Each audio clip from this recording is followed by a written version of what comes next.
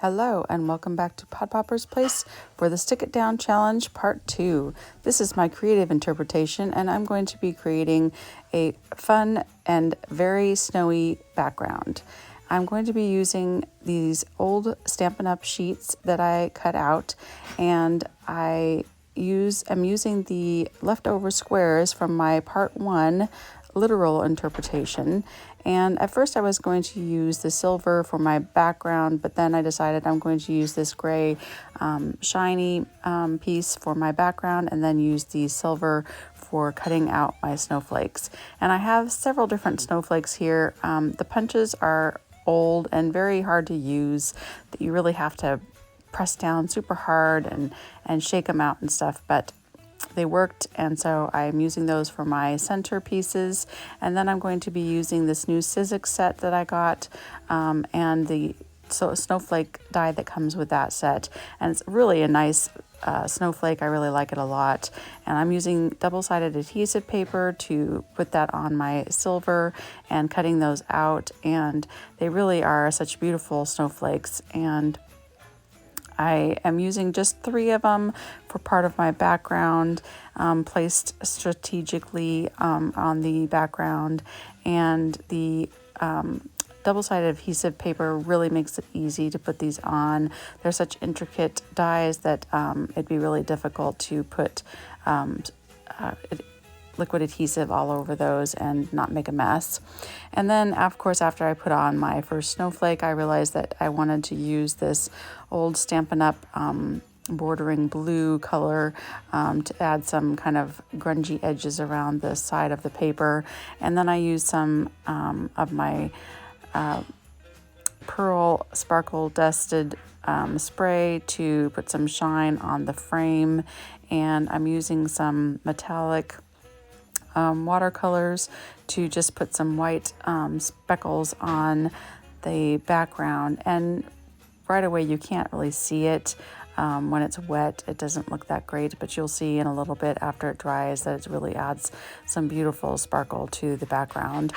And then I decided I didn't want to leave the squares perfectly square, so I decided to use this punch to round the edges and make it a little more interesting. And then I'm just gluing my snowflakes on that part. And now you can see the beautiful metallic sparkles that metallic paint leaves behind. And then I'm adding my other 2 snowflakes. I'm kind of adding them to the edge so that they kind of fall off a little bit. I'm going to be adding lots and lots of snowflakes here, so I want to make sure that I'm putting everything in a way that's pleasing to the eye, hopefully.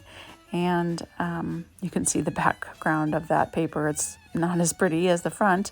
And then I'm using the smaller snowflake punch, and you can see I just really have to lay into that thing. It's like crunching a nutcracker or something. It just takes a lot to get those out. But once again, I'm using the paper that I already have the double stick adhesive sheet to, so that it makes it really easy to just peel off the back and place these where I want them.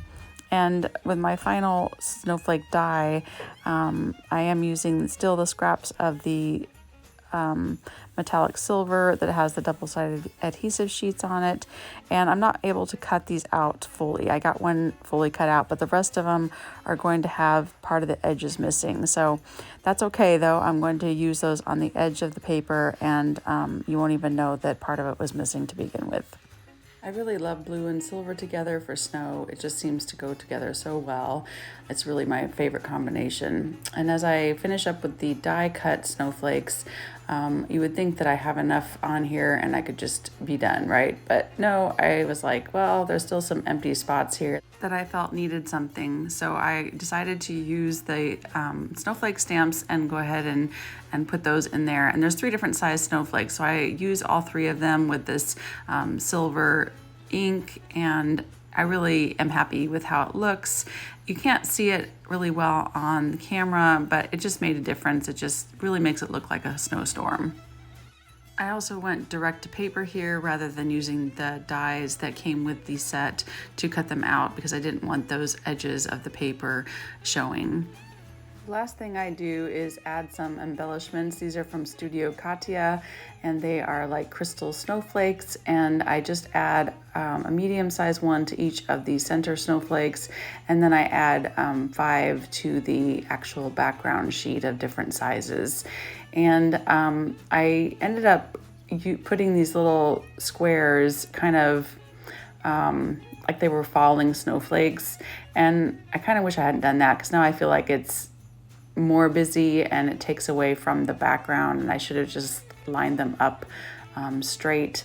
So that is one thing I would do differently here. Overall, I'm really happy with how this turned out. I just love the blue and the silver with the snowflakes, and it's a great winter card. It doesn't have to be Christmas. It could just be a thank you card. I didn't put any sentiment on it, so it's kind of can be anything you want it to be.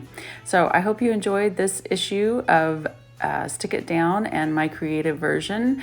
Please check out the challenge down in the description box below. I would really appreciate it if you would like and subscribe, and wishing you and your family many blessings this holiday season.